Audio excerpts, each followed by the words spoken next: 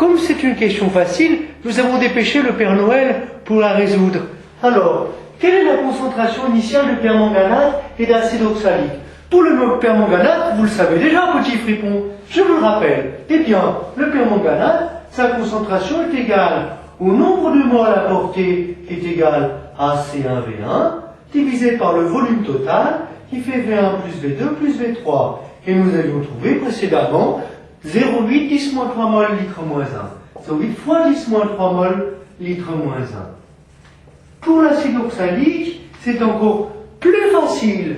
Eh bien, l'acide oxalique H2CdO4 initial est égal au nombre de moles d'acide oxalique, c'est-à-dire C3V3, divisé par le volume total de solution qui est V1 plus V2 plus V3. Ce qui nous fait 2 fois 10-3 mol litre moins 1.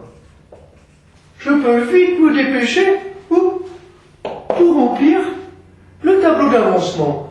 0 pour Mn de plus, 0,8 fois 10-3 pour le permanganate et l'acide oxalique 2 fois 10-3.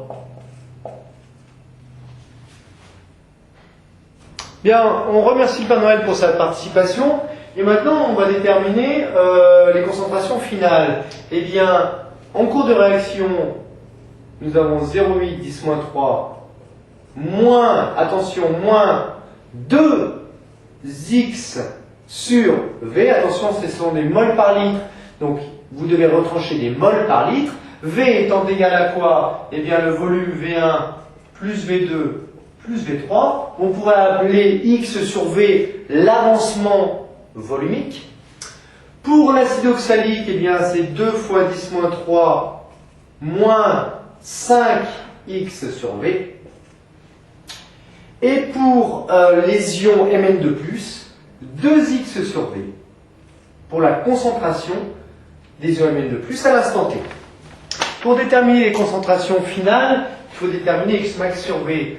Ici, on a 0,8, soit il n'y a plus finalement de permanganate, alors à ce moment-là, 0,8 fois 10-3 moins 2x max sur V égale 0, ce qui implique que X max sur V est égal à 0,8 divisé par 2, c'est-à-dire 0,4 fois 10-3 mol litre moins 1, n'oubliez pas l'unité, hein.